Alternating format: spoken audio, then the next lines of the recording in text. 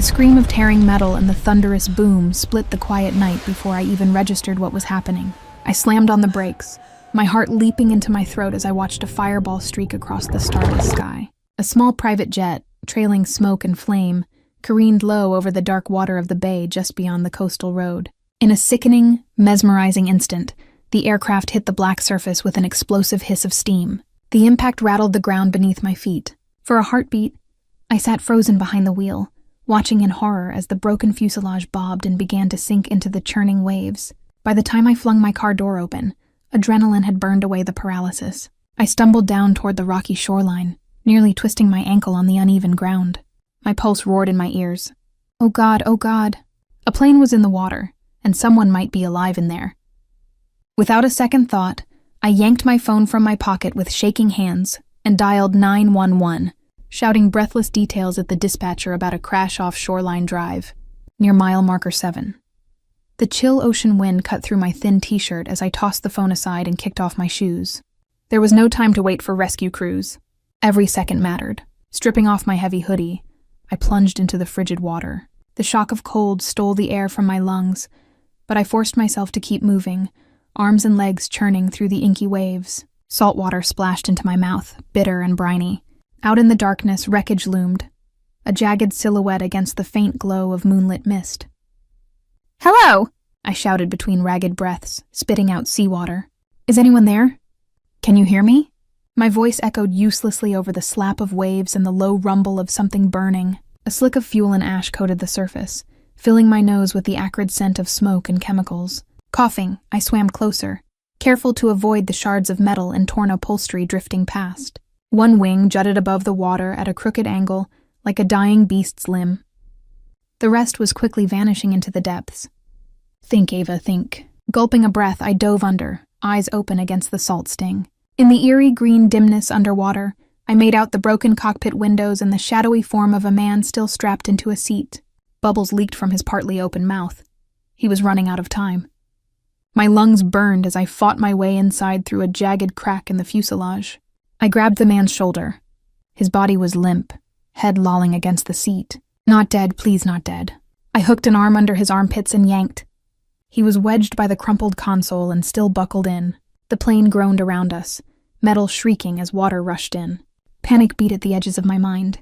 Fumbling in the dark, I found the seatbelt release and pressed it. The harness gave way and the man's full weight slumped onto me. I nearly lost my grip as the floor tilted sharply, the jet's remains sinking faster now. Kicking hard, I dragged him through the cockpit opening. Broken glass scraped my legs, and the roar of blood in my ears grew louder. "Move, move!" Light exploded in my vision as we burst to the surface. I gasped and coughed, sucking in sweet oxygen. The man's head lolled against my shoulder, but I heard a wet, strangled sound from his throat. A cough. He was breathing, barely. Relief and determination surged through me. Hooking an arm firmly around his chest, I started the arduous swim back to shore, towing him along as waves battered us. My muscles burned and my teeth chattered violently by the time my feet found the rocky shallows. With the last of my strength, I hauled him up onto the pebbled beach. We collapsed just beyond the tide's reach. I rolled him onto his back, ignoring the pain screaming from my shoulders. Moonlight fell across his face, a strong face, pale and unmoving, with a dark slash of eyebrow and sharp cheekbones. He looked mid-30s. A gash on his temple oozed blood, and his skin was deathly gray. I pressed trembling fingers to the side of his neck. Pulse, faint but there. His chest barely rose. Water burbled from his lips. Training kicked in through the haze of panic. Tilt the head, clear the airway. I sealed my mouth over his and gave 2 rescue breaths. His chest rose shallowly beneath his soaked shirt. Positioning my hands, I started compressions. "Come on," I pleaded aloud, voice cracking. "Stay with me. You've got this." After a dozen compressions, he convulsed and coughed up a stream of seawater. I turned his head to the side as he retched weakly, expelling the ocean from his lungs. A shaky laugh of relief escaped me. He was alive. In the distance, faint sirens wailed. Likely the Coast Guard or fire department responding to my call. The man's eyes fluttered open at the sound. Just slits of steely gray beneath heavy lids. His hand suddenly shot out, grabbing my wrist with startling strength. I yelped, nearly falling back. "No, hospital," he rasped. His voice was barely audible, a raw scrape of sound but urgent, an accent, thick and unplaceable in his weakened state, twisted the simple words into a command. No hospital? He must be in shock, not thinking clearly. I leaned closer, trying to enunciate calmly through chattering teeth. You were in a plane crash. You nearly drowned, I said slowly. You need a hospital. His grip tightened painfully on my wrist. Even half conscious, his eyes bored into mine with ferocity. No, police, please. Each word was labored, desperate. Understanding flickered. He was afraid of the authorities. Instinctively, I glanced over him. A torn, expensive shirt, waterlogged slacks, and under his jacket, a shoulder holster strapped across his chest. The unmistakable shape of a gun was still secured there. My stomach lurched. Who exactly had I just pulled out of that plane? The sirens grew closer, red-blue lights starting to strobe against low clouds over the bay. The man struggled to sit up, grimacing, but he sank back with a stifled groan of pain. He was in no condition to flee, but clearly terrified of being found. I knew nothing about him. He could be a criminal for all I knew, but I'd sworn an oath to do no harm. I couldn't let him die, and right now, keeping him calm and alive was my priority. Mind racing, I made a split-second decision. I cupped his face, making sure he focused on me. All right, I whispered. No hospital. I promise. His brow relaxed a fraction. His hand slipped from my wrist, and he went limp again, eyes sliding closed in relief or exhaustion. My heart thundered. What on earth was I doing? Headlights swung into the turnout by the shore. I had only seconds before first responders swarmed the area. If they found him, he might panic or do something reckless. Jaw set, I scrambled to my feet, cold water streaming off me, and searched the beach. There, a narrow footpath leading up the embankment toward the road where I'd parked. If I could get him into my car before they spotted us. I crouched and hooked my hands under the man's arms. I'm getting you out of here, I murmured, not even sure he could hear. Using every ounce of strength, I began dragging him over the pebbles. Each step was agony. He was impossibly heavy, or maybe I was just drained. Probably both. Up the slope we went, stumbling and slipping on wet grass and sand. Sharp twigs and rocks cut into my bare feet. Behind me, flashlight beams danced over the water as voices shouted. They hadn't spotted us yet, just a little farther. At last, gasping, I reached my car at the side of the road.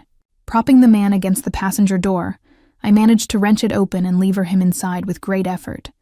His sodden clothes soaked into the seat. He moaned faintly as I buckled him in, but his eyes stayed closed. A male voice called out from near the beach. Hello? Anyone up there? My blood turned to ice. They were coming up the path. I gently pushed the man's torso down so he slumped out of view behind the dashboard. Then I shut the passenger door and darted around to the driver's side. Snatching up my discarded phone and shoes, I slid in behind the wheel. A flashlight beam swept up the embankment just as I turned the key in the ignition. The engine roared to life, impossibly loud in the still night. For a split second I was sure they'd heard, but a fresh collapse of wreckage out on the bay drew shouts and attention back to the water. Heart hammering, I eased the car forward with headlights off, merging back onto the coastal road. We slipped away into the darkness, leaving the flashing lights and chaos behind.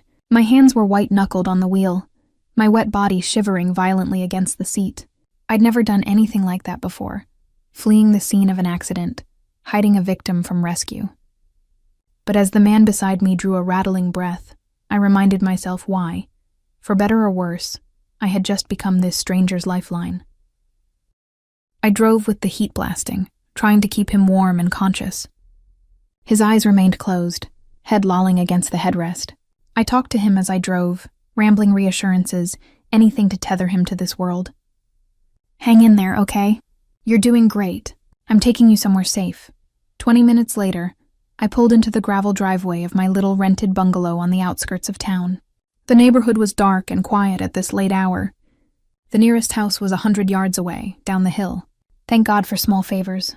No prying eyes to witness this. I killed the engine and hurried around to the passenger side. The man was slumped against the window, utterly still. Panic prickled until I saw the faint fog of his breath on the glass. Still alive. Getting him out of the car was another battle.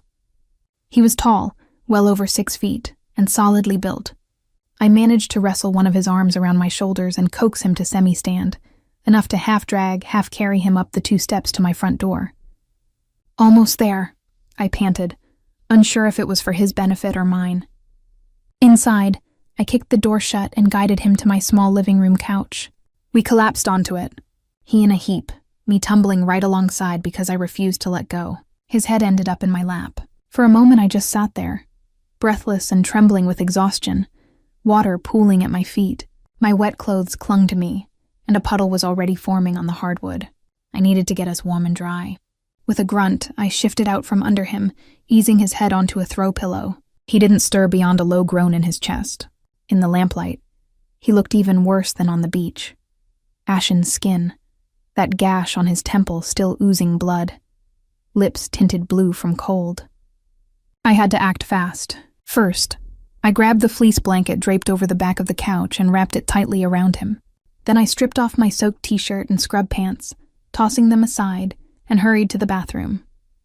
In record time, I toweled off and pulled on dry sweats and a hoodie, not even bothering with undergarments. As soon as I started warming up, full-body shivers hit. I grit my teeth to keep them from chattering as I rushed back to the living room. The man hadn't moved an inch. I crouched beside the couch and checked his pulse again at his neck. Still there, a little steadier even. His skin felt slightly less icy, thanks to the blanket and blasting heat. Now to assess his injuries. Focus. I was in nurse mode again, training overriding emotion. On the coffee table I kept a basic first aid kit. Being an ER nurse meant always being prepared for scrapes and minor emergencies. Tonight it would have to suffice for a plane crash survivor too. I snapped on latex gloves and gently pushed the blanket down to examine him. His clothes were a mess. A torn white dress shirt, once expensive, now soaked and streaked with blood. Tailored dark slacks. That leather shoulder holster strapped across his broad chest, still holding a sleek handgun. The sight of the weapon made me pause. I'd treated plenty of trauma patients with weapons on them. Cops, even the occasional gang member. But having an armed stranger in my home was a new level of risk. He was unconscious, I reassured myself. I carefully unfastened the holster and set it and the gun aside on the far end of the coffee table. Underneath the holster, I noticed faint scars crisscrossing his lean torso and fresh bruises darkening his left side. Whatever violence had torn into him didn't start or end with the crash. I found a wallet in his back pocket and flipped it open. A thick wad of $100 bills bulged on one side. My eyes widened, and on the other was a New York driver's license. The name read Nikolai Fedorov, age 34. The tiny photo showed a stern-looking, dark-haired man, definitely the man on my couch. There were also a couple of black credit cards with just his name, and a white business card with only a phone number on it. No company or title, nothing to indicate who he really was. I put everything back. Nikolai. The name rolled in my head. Eastern European, maybe Russian. It would explain the accent. But what was a man like this doing on a private jet over the bay in the middle of the night? Questions could wait. I needed to treat him first. Starting with the head wound, I cleaned the cut on his temple with antiseptic wipes. He flinched and made a soft noise as I dabbed at it, but didn't wake. It was a shallow laceration, didn't even need stitches. I pressed a gauze pad to it and taped it down. Next, I ran my hands gently down his arms and along his ribcage, feeling for breaks. He had deep bruising on his left side and hissed softly when I pressed there. Possibly cracked ribs, but not broken, or he'd be in more agony. His right wrist was swollen and purpling, maybe a bad sprain from bracing during the crash. I wrapped it snugly in an elastic bandage. His breathing was stable enough, and his heart beat fast but not alarming. Internal injuries were still a worry, but his abdomen felt soft when I palpated it lightly. Another faint groan from him, but reflexes intact. I realized I'd been holding my breath as I worked, as if any noise might shatter the fragile peace. Here I was, kneeling in my living room at midnight, tending to a mysterious man who carried a gun and clearly lived a dangerous life. The adrenaline of the rescue had faded, replaced by a heavy weight of uncertainty. What now? I couldn't keep him here forever, but I also couldn't just drop him at the ER with a note, "No cops, please." I stood and cranked the thermostat up higher. The house was drafty. The last thing he needed was hypothermia on top of everything. Then I filled a hot water bottle and tucked it beside him under the blanket. Every so often he muttered something in a foreign language, a low rumble of consonants. Russian, I guessed. Once his eyes cracked open, glassy with confusion and pain. He mumbled a word, sounded like "gi," before drifting off again. I hovered, checking that he wasn't becoming delirious. If his brain was swelling or he had a worse head injury than I thought, I needed to know. But after that brief outburst, he went quiet and still. Exhaustion started to drag at me as the crisis adrenaline ebbed. I was drenched, barefoot, and bone-tired. I quickly wiped the remaining sand and damp from my legs, then padded to the kitchen for a glass of water. My throat was raw from the salt and screaming. As I gulped down cool water, I spotted my phone on the counter. A knot of anxiety formed. Multiple missed calls and texts lit the screen. From the 911 dispatcher, from a coworker friend, worried after hearing about a crash on my route home, from my boss wondering why I hadn't shown for my next shift, and from the assisted living center where my grandmother lived. They were checking if I was okay. I saw several worried messages from work and a missed call from my grandmother's nurse.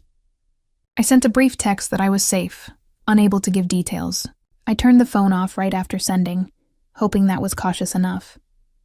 In the pit of my stomach, unease festered. How long could I stay cut off from my normal life? My job, my grandma, they wouldn't just pause because I'd stumbled into something dangerous. I sagged against the counter, overwhelmed by the enormity of what I'd done. I've risked everything for a stranger, but if I hadn't jumped in, he'd be dead. That knowledge offered a grim solace. Whatever came next, at least I'd done something right. I closed all the curtains and double-checked the door lock. Outside, nothing but darkness and the faint sound of sirens near the bay. I returned to the couch and settled into the armchair beside it, wrapping myself in another blanket. I set an alarm on my phone to wake me every hour to check his vitals. It would have to do. As I watched his chest rise and fall in shallow breaths, I couldn't help but think how surreal this was. One moment I was driving home after a long shift, the next I was hiding a possibly dangerous man in my house, tending his wounds by lamplight. My gaze drifted to the small gold ring I wore on a chain around my neck. My dad's wedding band, the only keepsake I had of him. I twisted it between my fingers, seeking comfort. Eventually, despite my best efforts to stay alert, fatigue pulled me under. I drifted into a light, fitful sleep, still sitting in the armchair. The last thing I remember was a half-formed prayer that by morning this man, Nikolai, would still be alive, and maybe could give me some answers. I jolted awake to the sound of engines, a low rumble that reverberated through the early dawn stillness. Disoriented, I blinked and found I'd slid halfway down in the armchair, the blanket tangled around me. Pale gray light filtered through the curtains. The rumble grew louder, joined by the crunch of gravel in my driveway. I shot to my feet, heart climbing into my throat as I realized multiple vehicles were coming up the drive. Still exhausted and muddled with sleep, I pressed a hand to my chest and forced myself into motion. Peeling back the edge of the curtain, I peeked out. Fog clung to the ground, but I counted them easily. 5 black SUVs rolling to a stop in a semicircle around my front yard. They were big and dark with tinted windows, the kind that screamed expensive security. Not police cruisers. That much was obvious. My stomach knotted. This wasn't law enforcement. It felt more like a convoy. Even as I thought it, doors opened in near unison. Men poured out. At least a dozen of them, maybe more. They moved with coordinated precision, fanning out with weapons drawn. I caught the glint of rifles in the dawn light. Fear closed a cold fist over my heart. Who the hell are they? An awful possibility flashed through my mind. The people who tried to kill Nikolai might have tracked him to me. If they knew he survived, if they saw my car leaving the scene. A sharp knock on the front door made me jump. I clapped a hand over my mouth to stifle a yelp. The knock came again, louder, and a deep male voice called, "Ms. Harris, open the door, please." They knew my name. Ice sluiced through my veins. How? Possibly from my license plate or an ID in Nikolai's wallet. Hearing my name in that authoritative bark felt like the world closing in. I crept to the door, barefoot and shaking, and pressed my ear to the wood. My mind raced. They didn't sound like they were about to spray the house with bullets, yet. If they knew my name, maybe they also knew I wasn't a threat. Perhaps they were Nikolai's people coming to get him, or rival cartel hitmen trying to lure me out. My eyes darted to the coffee table, to the gun and holster I'd set there. I wasn't a gun person. I'd only ever fired a weapon once, years ago at a range. Still, seeing those armed men outside, I felt horribly vulnerable. Moving on instinct, I snatched up his gun with clumsy fingers. It was cold and heavy. My hands trembled as I clicked off the safety. What was I thinking? One misfire, and I'd be dead. Cursing under my breath, I carefully set the gun back down, out of sight behind the table. The voice outside came again, sharper now. "Ms. Harris, we just want to ensure your safety and retrieve our friend. Please open the door. We don't want to cause any damage." Retrieve our friend. That choice of words struck me. Maybe they were his allies. Relief and wariness battled inside me. If they were his men, they likely wouldn't hurt me since I'd saved him. But they also might not be gentle if they thought I was keeping their boss against his will. I needed to let them in before they forced their way. Taking a steadying breath, I called through the door. "How do I know you mean it? How do I know you're his people?" A pause. Then the same voice replied, a bit softer. "We traced the vehicle from the crash site to this address. We know you pulled him out of the water. We're here to help, and to ensure you're all right too." My heart slammed against my ribs. They'd found me through my car, of course. These were definitely not random thugs. This was organized, efficient. Very likely his people then. The sense of relief that swept me was dizzying. I quickly undid the deadbolt and chain and opened the door a cautious foot. Two large men in dark suits stood on my porch, each holding a submachine gun angled toward the ground. They tensed, eyes flicking over me, then past my shoulder inside. I raised my hands in a placating gesture. "I'm Ava Harris," I blurted, voice unsteady. Nikolai, is inside. He's alive. I pulled him from the crash. I'm a nurse. He's hurt but stable. Please don't shoot. I was only trying to help." The man nearest me, a blonde with a thin scar on his cheek, inclined his head. His gaze was intense but not hostile. "Ms. Harris, we understand." "Thank you." He jerked his chin at his partner to fully lower his weapon. "May we come in?" I nodded hastily and stepped back. No sooner had I done so than the rest of the team moved swiftly. Two more men appeared, slipping in behind the first pair, while others remained outside, eyes scanning for threats. My cozy living room suddenly felt crowded with tall, armed strangers. "Nikolai," the blonde man breathed, rushing to the couch. He knelt beside his boss and gently touched his shoulder. "Tai Jivoy." He murmured in Russian, sounded like, "You're alive." Nikolai's eyes cracked open. How long had he been awake? He looked dazed, but managed a ghost of a smile for the blonde. "I'm fine, Kirill," he rasped. "Thanks to Ms. Harris." He turned his head, searching until he found me hovering by the wall. His gaze, though glassy with pain, found mine with a kind of reassurance. Kirill, as the blonde was apparently named, followed his boss's line of sight and gave me a brisk nod of gratitude. Then he was all efficiency, checking Nikolai's bandages and injuries with practiced hands. "We need to move you, boss. It's not secure here." Another man, dark-skinned and stocky, spoke quietly into a mic on his wrist, coordinating something. "Route clear. Bring the van and Dr. Sokolov up." At the mention of a doctor, I felt an unexpected stab of protectiveness. "He's stable right now," I interjected, stepping forward. I treated his injuries as best I could. No hospital, per his request, but he still needs monitoring for complications. Kirill glanced up at me. At first, his face was impassive, but something in my tone must have impressed him because he nodded. "Understood. We have a safe location with medical facilities. We'll take it from here." I bit my lip, anxiety flaring. After everything, I wasn't sure I could just hand Nikolai off and walk away. But what choice did I have?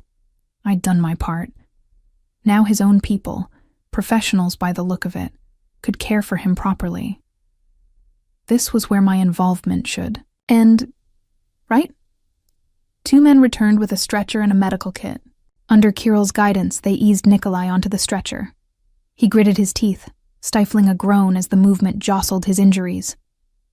I instinctively moved in to help, holding the IV bag one of them had started and cautioning, "Careful of his left side.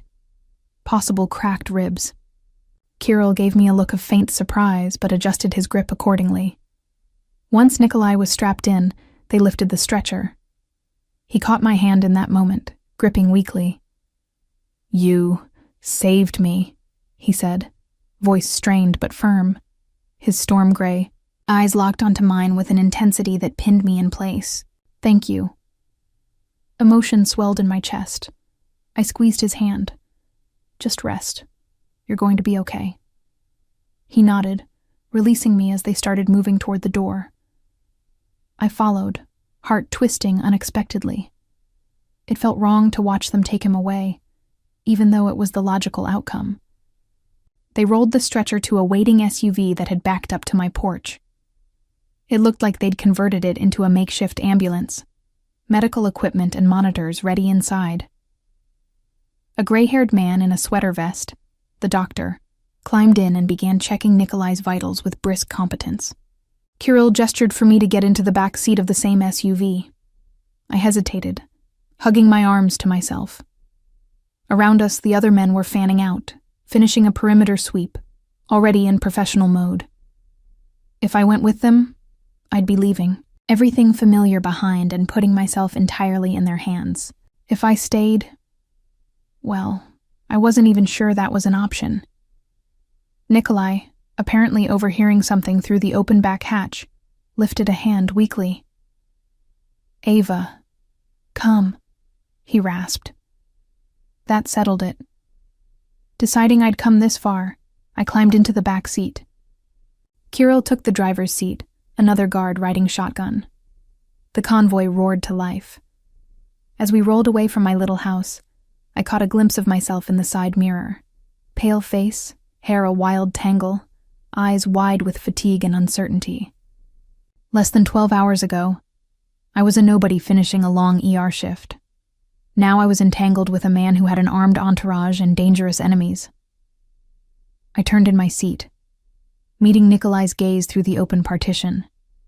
He offered me the faintest reassuring nod before closing his eyes as the doctor murmured to him. I faced forward again and took a steady breath. The sun was just cresting the horizon, painting streaks of gold and pink across the sky. A beautiful, indifferent morning for the start of a very uncertain day.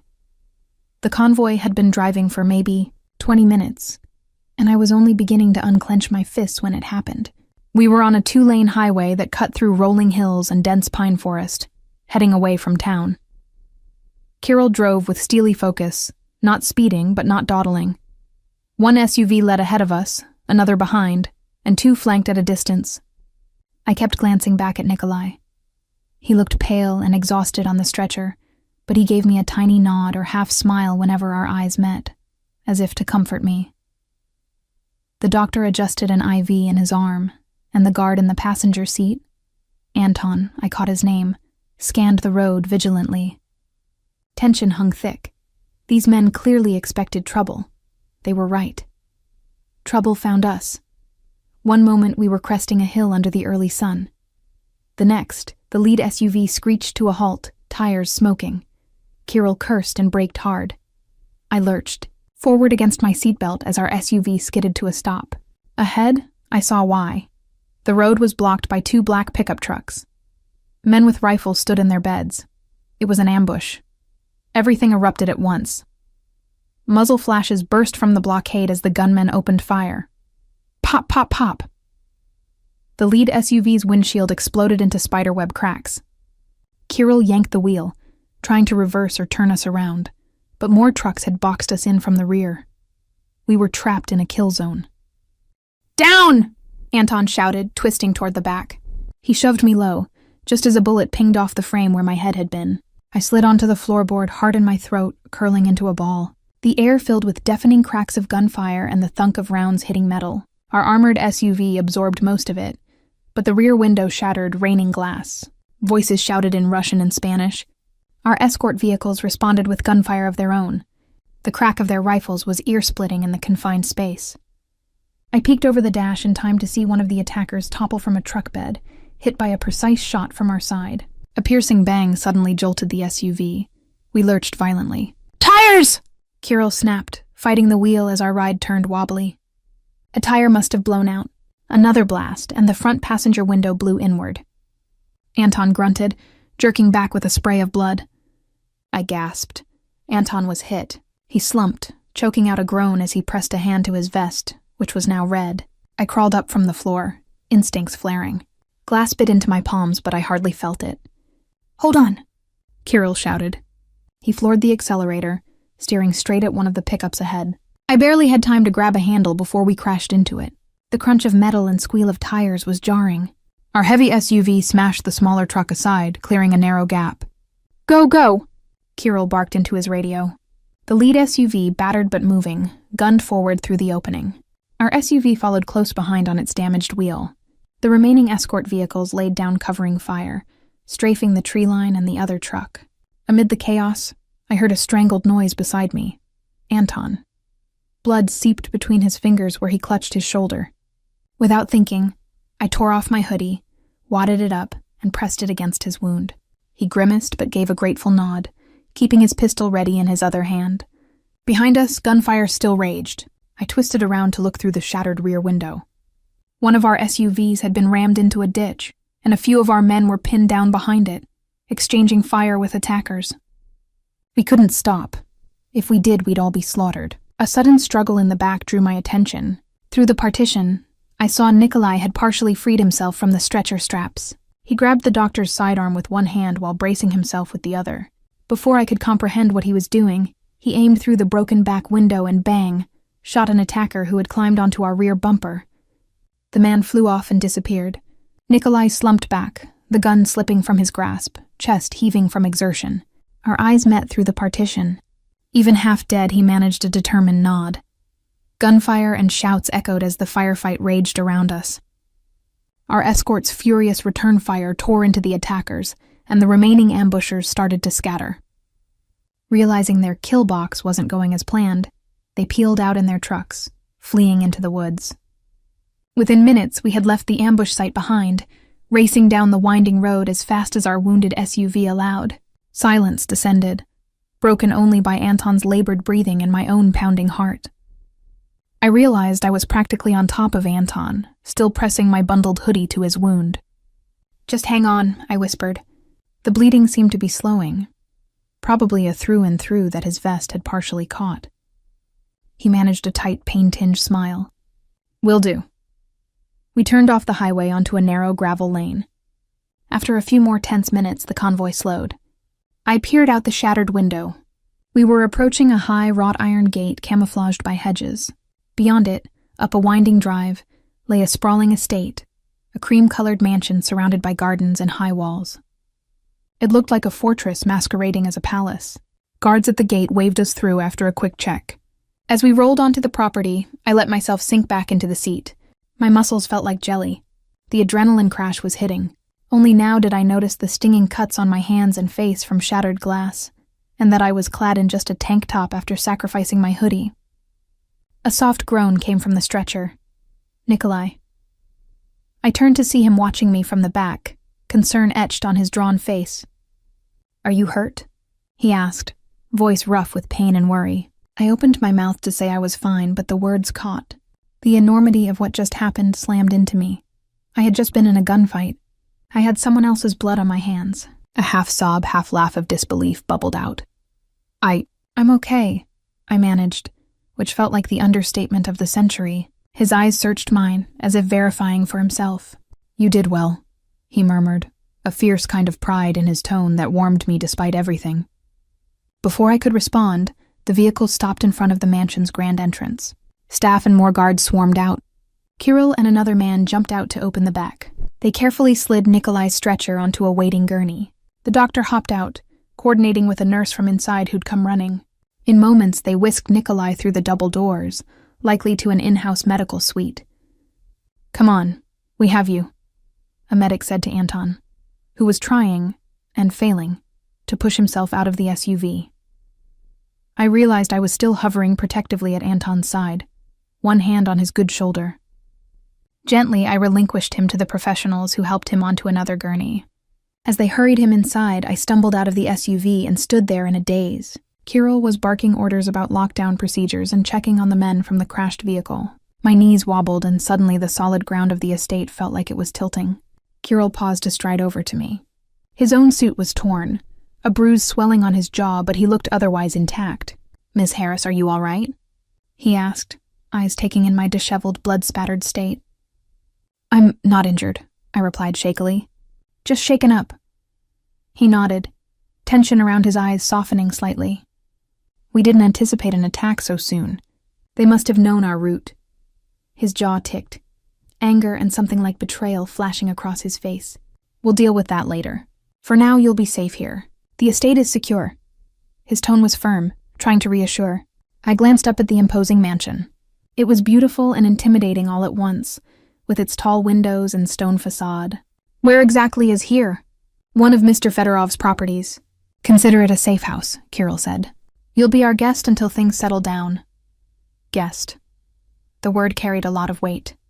Protected, yes, but also not exactly free to walk away. I swallowed hard and nodded. "Okay." He guided me up the marble steps and into the lion's den, though given what lay outside, these walls felt more like sanctuary than prison at the moment. Inside was a flurry of controlled chaos. Staff members speaking in hushed tones, someone rushing off with a used medical kit, guards fanning out to positions. The interior was grand, all polished wood and marble, but I barely registered details as Kirill led me down a hall. A housekeeper intercepted us with a worried look. Kirill murmured something in Russian, and she immediately nodded and disappeared, presumably to arrange quarters for me. Moments later, I was being ushered into a spacious guest suite on the ground floor. It was all tasteful creams and golds, with a 4-poster bed and sitting area by tall windows overlooking a manicured garden. Under other circumstances, I might have been awed. The housekeeper returned with a first aid kit and personally cleaned and bandaged the small cuts on my arms and face. She then pressed a set of fresh clothes into my hands, a simple pair of jeans and a soft blue sweater, and pointed me to an attached bathroom to shower. I was reluctant at first to be away from the action, but Kirill gently insisted I take a moment to care for myself. He assured me he'd come get me when Nikolai was stable and wanted to see me. The hot shower was almost enough to make me cry. As the water sluiced away the blood and grime, I watched reddish water spiral down the drain and thought, what if I hadn't jumped into that bay last night? My life would still be normal. Boring even. Instead, I was here, wherever here was, caught in the crossfire of a criminal war. Yet I couldn't bring myself to regret it. Dressed in the clean clothes, I felt a bit more human. A bruise on my left hip and some sore muscles were the worst of my injuries. When I emerged, I found a tray of sandwiches and hot tea waiting on the coffee table. My stomach growled. I realized I hadn't eaten since yesterday's lunch. I sank onto the sofa, nibbling a sandwich without tasting it and sipping the chamomile tea. Alone in the quiet suite, the reality of the last 24 hours finally pressed in. I leaned forward, burying my face in my hands for a moment. What now, Ava? My old life felt a million miles away. How would I explain this absence to my boss? To my grandmother? Sorry, I was busy being chased by cartel hitmen. Not exactly a valid excuse. A tentative knock at the door made me sit up and hastily swipe at my eyes. Yes, a few overwhelmed tears had squeezed out. Kirill stepped in, looking visibly relieved to find me composed. "Ms. Harris," he said, almost smiling. "Nikolai is awake and asking for you." I released a breath I didn't realize I'd been holding and nodded. "Lead the way." He brought me through a maze of hallways to another wing of the mansion. 2 guards stood outside a set of double doors, which opened into what looked like a bedroom converted into a recovery room. Medical monitors hummed and an IV bag hung on a stand. Nikolai lay propped against a mountain of pillows on a king-sized bed, bare-chested under a loose hospital gown. Bandages wrapped his middle and one shoulder, but he looked markedly better, cleaned up and more alert, an IV in his arm delivering fluids or pain meds. The medical staff quietly stepped out as I approached. Suddenly unsure of my place, I hovered a few feet from the bed. "Hi," I ventured softly. "You're looking better." One corner of his mouth lifted in a semblance of a smile. "I hear I have you to thank for that once again," he said. His voice was still rough but stronger. I shrugged, managing a small smile. I had some help this time. His eyes, clearer now and fixed intently on me, seemed to drink in the sight of me, as if reassuring himself I was really all right. "Come, sit," he said, nodding toward a chair beside the bed. I moved closer and sat down, conscious of his gaze following my every step. Up close, I could see the exhaustion still shadowing his face, and lines of pain etched around his eyes. Despite that, he radiated a steady, commanding presence. For a long moment, neither of us spoke. I wasn't even sure why my heart was pounding. We'd been through literal hell together in the last day. Maybe that was bonding enough to make silence comfortable. Nikolai was the one to finally break it. "I'm sorry," he said quietly. I blinked. "For what?" "For everything you've been put through because of me." His jaw tightened, a flash of anger, at himself, it seemed, crossing his face. "I never wanted an innocent dragged into this." I shook my head. "You didn't drag me. I made my choice down on that beach." I offered a tentative smile. "If anything, I probably dragged you." He huffed a quiet breath, almost a laugh. "Still, you saved my life. Twice now, if I count that stunt you pulled in the car." He gave me a pointed look, as if both impressed and reproachful that I had shielded him with my own body during the ambush. A blush crept up my neck. "I just didn't want to see you hurt," I mumbled. His hardened expression gentled. "Ava, you've been unbelievably brave and kind. I owe you a debt." He paused, choosing his words. "In my culture, saving a life creates a bond. A debt of honor that must be repaid." "I didn't save you to make you owe me anything," I protested softly, meeting his eyes. "I know," he said, voice solemn. "That is why repaying it means all the more to me." He shifted, suppressing a grimace as he tried to sit higher. I instinctively reached out to help adjust his pillows, and he gave me a grateful nod. Settled, he continued, "I promise you, on my life, no harm will come to you for what you've done. I will make sure of it." "I believe you," I replied, and I meant it. Despite everything, my gut told me I could trust this man, at least with my safety. A ghost of a smile touched his lips. "Good," he exhaled slowly. "I regret that you're now entangled in my mess. My enemies will have noticed you." A chill prickled my skin. "They came after us awfully fast." His expression grew taut. "They had inside information. Someone on my team betrayed me. We're handling that." The venom in his tone at the word betrayed left no doubt that whoever it was would soon regret it. I recalled Kirill's flicker of anger and realized Nikolai likely already suspected who the mole was. I hesitated, then had to ask, "The men who attacked us. Kirill said something about the Escobar cartel?" Nikolai's eyes hardened. "Diego Escobar. He runs a major cartel south of the border. We had business conflicts. He tried to have me killed before, but not so directly." He gestured to his bandaged shoulder. "This time he nearly succeeded." "The plane crash. Someone must have sabotaged or shot down his jet." A ripple of anger went through me on his behalf. "Well, he failed, and now he's made it my business too." A wry smile curled Nikolai's lips. "That almost sounds like you're volunteering." I realized how that came out and flushed. "I just mean, I won't run off and blab or anything. I want to help if I can. After all, I'm sort of on your side now." He regarded me with an unreadable expression, then gently reached over and took my hand. My breath caught at the warm, solid clasp of his fingers around mine. "You've helped more than I can ever repay," he said, voice low. "But I may still ask a favor." "Anything," I said before thinking, and his brow lifted in faint surprise at my eagerness. I tried to recover.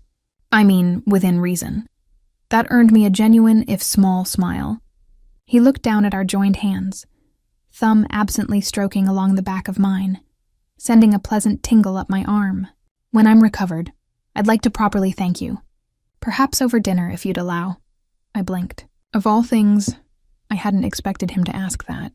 Was Nikolai Fedorov, Mafia boss deadly and formidable, nervously asking me on a date? A flutter awakened in my stomach that had nothing to do with fear. I think I'd like that. He lifted my hand and, to my shock, brushed a kiss over my knuckles. The old-world gesture, combined with the heat of his lips on my skin, made my heart do a strange little flip. His eyes met mine from beneath dark lashes. Then it's a promise. A knock at the door jolted us. We both turned as Kirill poked his head in, looking apologetic. I'm sorry to interrupt, but we have a situation. Nikolai's demeanor shifted in an instant, businesslike and cold. What is it? He asked. Kirill glanced at me, clearly reluctant to speak freely in front of an outsider. Something on the south perimeter. Could be nothing, but it might be a diversion. Nikolai muttered a curse in Russian and reluctantly released my hand. I'll be there. As Kirill withdrew, Nikolai looked back to me, frustration and concern warring on his face. I need to deal with this. Please stay here where it's safe. I nodded, though inside I bristled at the idea of being sequestered again. Be careful. He managed a faint, reassuring smirk. Always. Then, in a move that sent heat rushing to my cheeks, he leaned forward and pressed a swift, soft kiss to my forehead, a promise sealed in warmth. I sat frozen for a second as he departed with Kirill, flanked by 2 guards. The room suddenly felt colder without him. I didn't want to just wait passively, but I also knew I'd likely only be in the way if something was going down. Still, anxiety gnawed at me. I paced the room for a minute, then stepped out into the hall. The guards who had been stationed there were gone, probably redeployed to check the perimeter breach. Chewing my lip, I wandered down the corridor, telling myself I was just familiarizing with the house and definitely not snooping. Before I realized it, my feet had carried me toward the wing where my room was. I passed a side door slightly ajar that led to a small interior courtyard. That's when I heard it, a muffled shout and the thud of a struggle coming from outside. Heart-lurching, I edged through the door into the courtyard.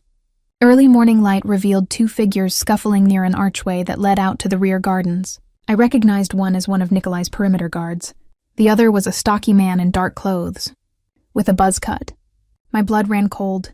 Yuri, one of Nikolai's men from the convoy. He had the guard in a chokehold. Before I could move or cry out, Yuri slammed the guard against the stone wall. The guard went limp and crumpled to the ground. Yuri whirled and spotted me standing there, mouth agape. His eyes widened with surprise, then gleamed with satisfaction. He'd been caught in the act of betrayal and didn't even care. Well, look who's here, he drawled, taking a step toward me. I didn't think. I bolted back for the door. I wasn't fast enough. Yuri lunged and grabbed my arm in a bruising grip. Let go, I yelped, twisting in vain. Panic surged like ice in my veins. He yanked me against him, a forearm across my collarbone from behind to lock me in place. I felt the press of a knife suddenly against my side. Scream and I'll cut you, he hissed in my ear. Terror flashed white-hot through me. My gaze darted wildly. I saw other shapes moving just beyond the archway, more armed men filtering in. They must have slipped over the wall during whatever diversion was happening at the south perimeter. The mole had thrown the gates wide open from within. Yuri began dragging me toward the arch. I dug my heels in, resisting with every ounce of strength. You won't get away with this, I spat, even as my voice shook. He just laughed under his breath. Oh, I think we will. Your boyfriend walked into one trap for you. He'll do it again. There was a prick at my neck. A needle? I gasped, trying to jerk free, but it was too late. Something cold flooded my veins. My limbs went leaden and the world tilted. No, I moaned, the fight draining out of me. Yuri caught me as my knees buckled. Easy now, he said almost gently, hauling me up over his shoulder. I was dimly aware of him carrying me through the archway into the garden. My vision blurred. Sleepiness, no, unconsciousness clawed at me. The last thing I saw before darkness took me was Yuri's boots crunching over the gravel path and a line of black-clad cartel gunmen fanning out across Nikolai's rose garden. I woke to a hard metal chair and the sting of icy water thrown in my face. Gasping, I jerked upright, blinking water out of my eyes. My arms wouldn't move. They were tied tightly behind me. I looked around wildly, heart pounding. A dingy warehouse, harsh fluorescent lights overhead. The smell of oil, rust, and something chemical. Gasoline. Dozens of stacked crates and barrels. And armed men, at least a dozen, positioned around. A tall man stepped forward, tossing aside a now empty bucket. He wore a tan suit, impeccably pressed despite the grimy surroundings, and had slicked back iron-gray hair. A thin scar cut through his left eyebrow. He gave me a cordial smile that did not reach his cold, dark eyes. My stomach flipped with recognition. He matched Kirill's brief description. Diego Escobar. Welcome back, señorita, Escobar said, tone almost jovial. He crouched before me, and one of his men handed him a pistol, which he casually inspected.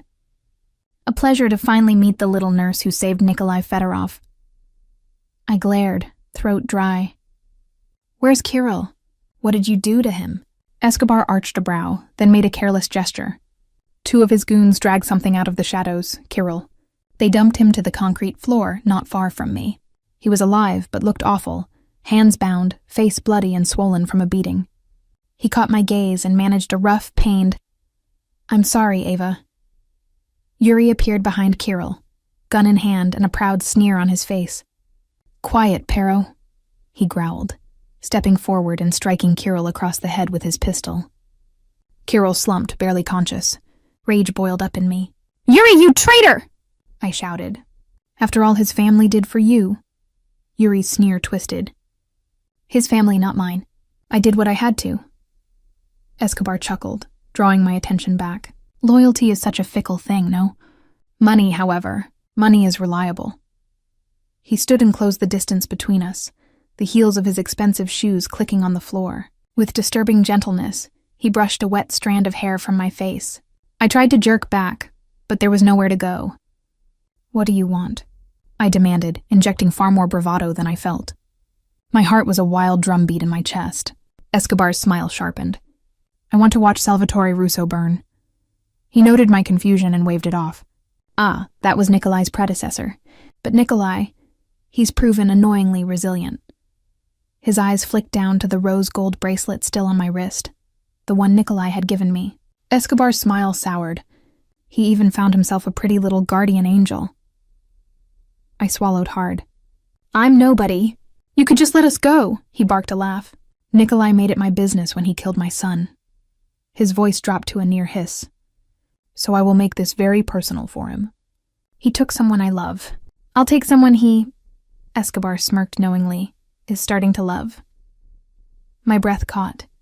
The certainty with which he said it, as if it were a fact, sent equal parts fear and warmth through me. I didn't have time to analyze it, though, because Escobar straightened and snapped his fingers.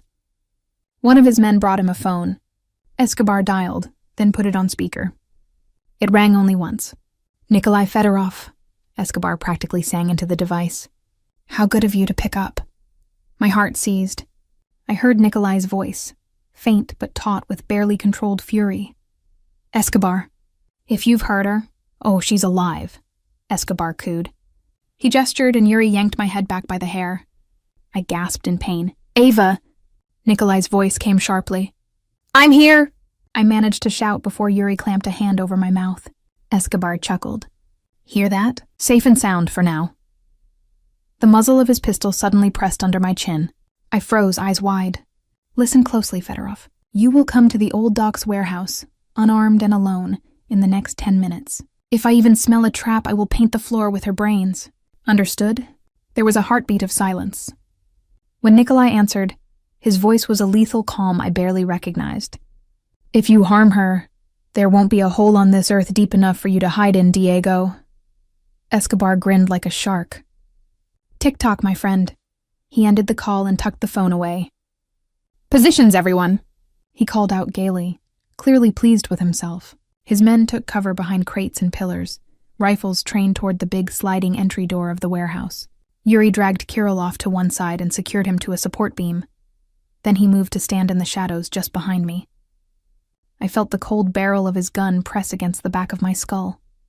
Insurance. Escobar remained in view, pacing leisurely with his pistol held loosely at his side. I had to do something, anything, but with my wrists lashed to the chair and a gun to my head, I was utterly helpless. Time ticked by in agonizing slowness. Finally, the sound of an engine approached outside. I held my breath. "Please, Nikolai, don't come. Or if you do, have a plan." The massive sliding door creaked open, sunlight spilling into the warehouse, and there he was. Nikolai stepped inside, coat billowing slightly with the morning breeze. He was alone, as demanded. I bit back a cry of both relief and fear at the sight of him walking into this death trap for me. He stopped a few yards in, stance loose, but I could see the coiled tension in his frame. His eyes scanned the dim interior, adjusting to the light. "Ava!" he called, voice echoing. Then he spotted me. Our gazes met, and something in his face cracked. raw concern flashing across it before he masked it. "That's far enough," Escobar warned. He emerged from behind a stack of crates, pistol casually aimed in Nikolai's direction. Two of his henchmen flanked him with rifles raised. Nikolai's jaw tightened, but he held his hands out slightly, showing they were empty. "You have me, Diego, let them go," Escobar tisked. "Not quite yet. Toss any weapons now, or my man blows her pretty head off." Nikolai slowly reached into his coat, pulled out a handgun and tossed it clattering across the floor. He raised his arm slightly again. "I'm unarmed." "Satisfied?" I saw his eyes flick briefly above and around. Was he surveying positions, or maybe hoping he'd hidden backup like on the convoy? I discreetly glanced upward and caught a glimpse of movement in the rafters. He didn't come alone after all. Escobar motioned, and one of his men patted Nikolai down roughly, then stepped back and nodded. "Bueno," Escobar smirked. "Now where were we?" "Ah yes, vengeance." "Diego," Nikolai said evenly, "your quarrel is with me. Let her go." Escobar moved behind me, resting his free hand almost affectionately on my shoulder. I flinched. "You care about this woman, Nikolai?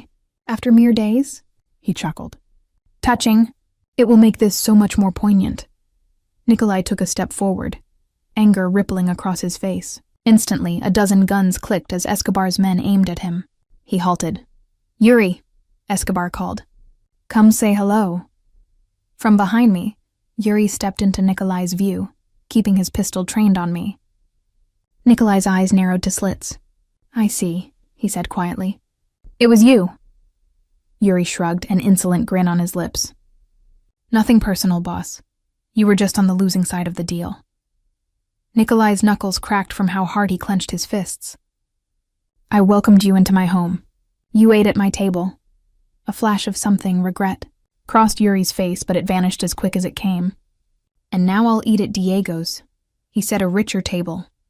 My pulse thrummed anxiously. Hidden above on the steel catwalks, I could barely discern a couple of Nikolai's men lying prone with rifles. Waiting for the right moment, no doubt. But as long as Yuri was right behind me and Escobar beside me, any shot could kill me. Escobar apparently felt invincible. He came around to face Nikolai fully, dragging me forward by the chair with one hand until I was positioned in front of him like a human shield, his pistol now pressed to my temple.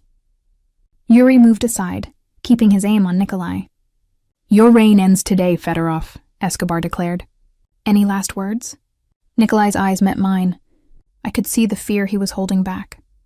Not for himself, but for me. Slowly, he lowered his hands in a gesture of surrender.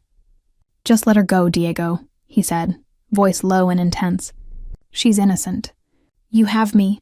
Kill me if you want, but let her go." My throat tightened. The idea of him offering himself up like that. Escobar sneered. "Where's the fun in that? No, you will watch her die first, then I'll finish you." "An eye for an eye!" His finger tightened on the trigger. Time slowed to a crawl. I realized in that crystal-clear moment that no deus ex machina was coming to save us. If I wanted to protect Nikolai as he had me, I had to act now. Yuri had moved a few steps to the side, watching Nikolai with laser focus. Escobar loomed behind me. My wrists strained against the ropes, no give. But my fingers, they brushed the edge of something tucked into the waist of my jeans at my lower back. Something small, metallic, the scalpel from the first aid kit. I remembered sliding it in my waistband when I changed earlier, out of habit. By some miracle, the goons hadn't searched me thoroughly. Keeping my movement slight, I inched the scalpel free and twisted it in my hands to start sawing at the rope binding my wrists. The blade was tiny and my position awkward, but the strands began to give way, fiber by fiber. Above, a faint click sounded, someone flicking the safety off on a rifle. Escobar heard and jerked his head up. "Shoot them!" he screamed. Everything happened at once. A sniper's rifle cracked from the rafters, taking out one of Escobar's men in a burst of red. Gunfire erupted, a thunderous cacophony. Bullets pinged off metal and sent wood splinters flying. Escobar cursed and yanked me up out of the chair, spinning us both behind a concrete pillar for cover. I felt the barrel of his gun dig hard into my temple now, his arm like a vice around my neck from behind. Across the open floor, Nikolai dove and rolled behind a stack of crates as shots riddled the spot where he'd stood. Yuri sprinted toward him, firing wildly. Nikolai popped up just long enough to send a shot back, winging Yuri's leg. Yuri crashed to a knee with a snarl, returning fire. A high catwalk above us groaned. One of Escobar's men with a machine gun had climbed up to flank Nikolai's snipers. He sprayed the rafters, forcing one of our shooters to drop from his perch to a lower platform. The man landed badly with a cry. My wrists were slick with sweat and blood from chafing, but at last the rope gave way. My hands were free. I had one desperate chance. With Escobar's attention focused on coordinating his men, I carefully shifted my grip on the scalpel and then drove it backward with everything I had, straight into Escobar's forearm. He bellowed in pain, his hold loosening reflexively as the blade bit deep. I didn't hesitate. I tore myself out of his grip and dove forward, landing hard and rolling behind a steel barrel just as Escobar's pistol went off. A bullet sparked off the concrete floor inches from my leg. "Nikolai!" I screamed, unsure if he could hear me in the din. I peered around the barrel. Escobar was hunched, blood running down his forearm, fury contorting his face. He raised his gun at me again, eyes wild. Before he could shoot, a shadow sprinted in from the side. Nikolai. He barreled into Escobar with bone-crunching force. They fell to the ground in a grapple. Yuri, limping but determined, appeared behind Nikolai, knife drawn and eyes blazing. I scrambled up and snatched a fallen handgun from under a dead man's outstretched arm. My hands shook. God, I barely knew how to use one of these. But I had to do something. I braced it in two hands and shouted, "Nikolai, behind you!" He reacted instantly, breaking away from Escobar and twisting just as Yuri lunged. The knife meant for Nikolai's back plunged into Nikolai's upper arm instead. Gritting his teeth through the pain, Nikolai caught Yuri's wrist with his free hand and drove his elbow into Yuri's face. Cartilage crunched. Yuri stumbled back, blood gushing from his shattered nose. Nikolai yanked the knife from his arm with a grimace, then in one smooth motion, slashed it across Yuri's throat. Yuri's eyes went wide. He crumpled to the ground, clutching his neck as blood gushed through his fingers. "Nikolai!" I cried again. He whirled and spotted me, relief flooding his face seeing I was free. But behind him, Escobar had risen, teeth bared in a rictus of rage. He raised his pistol at Nikolai's back, finger on the trigger. I didn't think, I fired. The recoil nearly wrenched the gun from my hands, but my bullet hit true, catching Escobar in the chest. He staggered, eyes going glassy with shock. Nikolai, realizing what happened, turned just in time to see the cartel boss fall heavily to the ground. Escobar's gun clattered from his hand. Everything went eerily quiet. The only sounds were Escobar's wet gasps and the crackle of a small fire starting where a stray bullet had ignited a puddle of fuel. His remaining men either lay dead or had fled. I lowered the pistol with shaking arms. It thudded to the floor from my limp fingers. Holy hell, I'd shot someone! Nikolai rushed to my side, ignoring his own bleeding arm. His hands cupped my face, tilting it up. "Ava, are you okay?" His eyes searched mine frantically, as if disbelieving I was really standing there. I let out a choked sob and threw my arms around him. "I'm fine," I managed, voice thick. "You?" He exhaled a breath that was almost a laugh and crushed me against him. "Nothing that won't heal." I could feel him trembling slightly as he pressed his lips to my hair. "You were incredible." Sirens wailed in the distance. Likely someone in the area heard the firefight and called the cops. Nikolai gently pulled back, studying me one more time from head to toe, as if assuring himself I was truly unharmed. "We need to go," he said softly. He slipped off his long black coat and draped it around my shoulders, covering the rope still hanging from my wrists, and the blood splattered on my clothes. Kiro limped over, bruised but upright. Behind him, one of Nikolai's snipers helped the other walk, both of them banged up but alive. "We were all alive." Nikolai kept an arm firmly around me as we hurried out to an SUV the snipers had arrived in. He paused only once, over Escobar's body. The cartel boss stared sightlessly at the ceiling, a pool of blood widening beneath him. Nikolai's face was unreadable as he towed Escobar's gun far away from any twitch of life, then guided me onward. We sped out of the warehouse district just minutes ahead of flashing red-blue lights. Only when those faded behind us did the knot in my chest finally loosen. I leaned against Nikolai in the back seat, and he wrapped me in both arms, burying his face against my hair. Neither of us spoke. We didn't need to. The way he held me said everything. "You're safe. It's over." Tears of relief stung my eyes. It was over. The man who'd tried to destroy us was gone, and against all odds, we had survived. 1 week later. The late afternoon sun painted the ocean in glittering gold as I stood on the villa's balcony, salty breeze ruffling my hair. Waves lapped gently at the shoreline below, a soothing soundtrack far removed from the chaos of a week ago. I closed my eyes, letting the warmth sink in. We had come a long way in a short time, literally and figuratively. After that harrowing rescue at the warehouse, Nikolai wasted no time whisking us out of the city to this secluded coastal villa. With Escobar gone, the worst of the danger was behind us. The cartel's remaining leadership quickly went to ground, and Nikolai brokered a tense truce that held them at bay. As for the authorities, any legal entanglements quietly evaporated. I suspected Nikolai's influence helped ensure my name stayed out of it entirely. "Thought I'd find you here," came Nikolai's voice from behind me. I turned, smiling. He leaned against the balcony doorway, a relaxed figure in a white linen shirt and trousers. The setting sun gilded the edges of his dark hair. He looked healthier, wounds healing, color returned to his face. Only a sling supporting his bandaged arm and a few healing bruises hinted at what we'd been through. I held out a mug of tea I'd poured for him. "Join me." He crossed over and took the mug, but instead of drinking, set it down and slipped his good arm around my waist. I nestled into his side with a content sigh. We stood a moment in comfortable silence, watching the waves shimmer. "How are you feeling?" I asked, tilting my head up at him. His gaze was soft. "Grateful," he said simply. I arched a brow. "For what?" His hand gently grasped my chin and he leaned down, pressing a tender kiss to my lips. "This," he murmured. "You. Alive. Here with me." My heart fluttered, the last of the week's nightmares melting away under the warmth of that kiss. I wrapped my arms around his neck, careful of his healing shoulder, and deepened it. We had kissed countless times since that day, but each one still felt as electric and precious as the first. When we finally parted, I rested my forehead against his, smiling. "I'm not going anywhere, you know." His arm tightened around me just slightly. "I might still keep a few guards on you just in case," he teased, though there was truth in the protectiveness that never quite left his eyes. I pretended to sigh in exasperation. "Overprotective much?" "You'll forgive me," he said, smirking. Then his expression grew serious, voice dropping to a raw whisper. "Ava, I nearly lost you. I don't ever want to feel that way again." My chest ached at the memory of his face when he thought Escobar was about to pull that trigger. I cupped his cheek, brushing a thumb over a faint scar there. "We're safe now," I said softly. "Together." He turned his head to press a kiss into my palm. "Together," he echoed.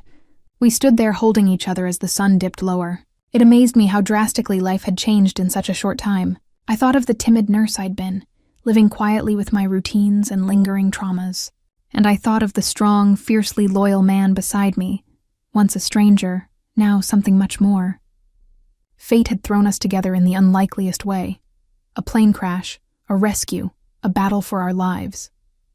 As insane as it sounded, I wouldn't trade any of it, because it led me to him. "What's on your mind?" Nikolai asked, watching my thoughtful expression. I grinned up at him, just thinking that I finally understand why I was there on that beach that night. "Oh?" He raised a brow, intrigued. I stood on tiptoe and kissed him once more, softly. "I was there to save you," I whispered against his lips. "And maybe, just maybe, to save me, too." Emotion flickered across his face, something like love, depthless and bright. He didn't need to say the words back. I could feel them in the way he cradled me gently to his chest and rested his chin atop my head. Below us, the ocean stretched out vast and unknowable. The future, too, was wide open. I had no illusions it would be simple.